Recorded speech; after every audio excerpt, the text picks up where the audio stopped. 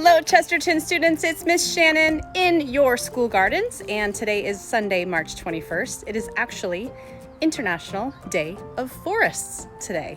And right behind me, pointing back there, you guys have a food forest in your gardens. Not too many schools have that. So that's a small scale version of a forest. When we talk about protecting forests, we're thinking about bigger, more old growth forests like the sequoias up in Yosemite. But hey, having a food forest, that is a start, and we will celebrate that. So I'm gonna give you a tour of what's happening in your garden, some work that I'm gonna be doing today, this Sunday afternoon. And we're gonna talk about the idea of how to sustain or keep going with a school garden. What things that we need or things that we expect to have in order to keep a school garden going. Okay, I'm gonna give you a hint. It's all about community relationships and partnerships. So let's take a tour and then we'll get into the idea of sustaining school gardens. So here are all the things I brought into your gardens today to work on adding, and here are some things I'm going to be removing. So although we love the flowers of the bolted arugula, they're taking up too much space in your bed. We want to plant other things, and we will have other sources of pollen and nectar for bees coming soon. So we're going to take out these today. I'm going to work on adding some new succulent mix, some cactus and succulent mix to these bags, and some more succulents. I brought those in. This bed is looking okay. We're going to have some wildflowers popping up in here, and the nasturtiums are doing well. That's bed number 2. This bed I worked on last week, and there was some gopher activity right there. That's why the soil looks a little bit different. It was all turned up. We harvested from this bed last week, lots and lots of greens. And we have strawberries coming in. We talked about this a few weeks ago, but look, right there, you guys. How exciting. We're gonna talk about propagation this week in the Zoom class. All right, so moving on to the beds down here. You can see bed 4, that's labeled number 4 there. Also has a ton of bolted, so flowering arugula. That needs to come out too. I brought some seeds to put in the place of the bolted arugula. This next bed, there's some greens going on. This is that lacy phacelia, which is an awesome pollinator food source. We're gonna let that go. Probably need to pull out some of that arugula again, red Russian kale. And then I already worked on this bed. We had a lot of what I didn't know what was coming up, and actually I believe it's fennel. You can see I pulled it all out of the bed. I left some in the bed, but I didn't plant fennel. So I don't know where this came from. Again, I'm not positive, but it has the fragrance of fennel. So I ended up pulling all that out, adding some more soil, and we're gonna seed this bed today too. This one has carrots coming up. You have snap peas at the end there. And then all that zucchini and squash is definitely coming up. Look at all those little starts, those seedlings. Very cool, you guys. Some radishes, some beets down in here. I think this is a pack of zinnias, flowers, and your potatoes are coming in. There they are, coming in. A little bit more right here. I saw the little potato head peeking out right here, so I had to cover him up. There he is. He's starting. So we're gonna produce some potatoes down in there, hopefully. All right. So let me talk about what it takes to sustain a school garden. I wanted to show you your shed, recently cleaned out shed. I had Mr. Shane's help last week.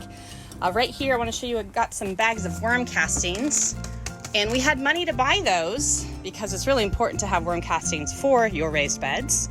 We had money to buy those because I wrote a grant through an organization called the La Jolla Village Gardeners Club, and they graciously gave us and 6 other schools a bunch of money so that we would have the funds to buy things that we need for our gardens. And worm castings is a big, big ad for our gardens, and it costs money.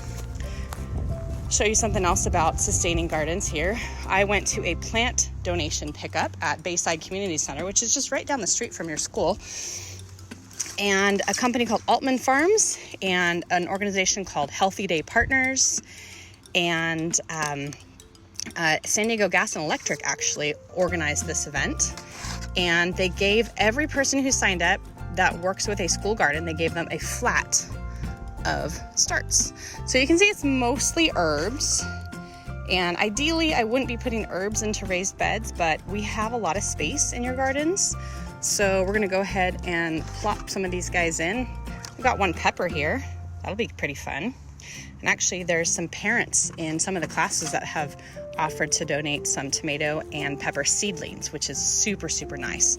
So that's one of the ways that we can sustain or keep going a school garden, is to work with people in the community that are willing to donate already started plants, because sometimes we want a little head start, right? We don't want to just do seeds. So speaking of seeds, we have a partnership with Home Depot where they will give us their expired seeds. You can see these expired back in 2019, but I've been keeping them in a cool, dry place. So really seeds can last a long time. And then another way we can sustain a school garden is by taking cuttings from, this is from my yard, and I'm gonna use all of these succulents to go into your bags up on the fence there, just to make it look a little bit more full, a little nicer. But again, another way that we can sustain school gardens is by taking donations from people, and in this case, this is from my house. So community relations, taking seeds from stores that are willing to donate them as well, and then writing grants so that we have money to buy things for your garden.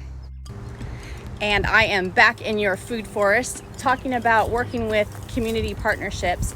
I gave a woman named Mim from Healthy Day Partners a tour of your school, specifically your food forest, to see if she would be interested in donating more fruit trees to your forest here.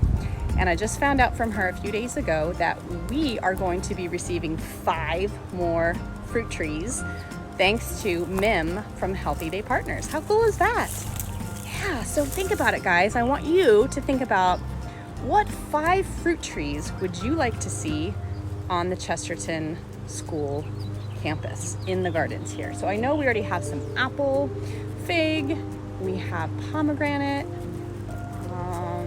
plum, guava. So there's a lot of trees here that are doing okay. They need a little bit of TLC, a little tender loving care, and we'll get the irrigation fixed and maybe add some nutrients and some mulch around the base of the tree to retain or hold in that moisture. But I think there's some ideas from, I think maybe the 3rd grade classes, Mrs. Ramos's class. They mentioned kiwi. Is that something that you guys would like? Can we do kiwi in San Diego? I personally love a fruit called lychee or lychee.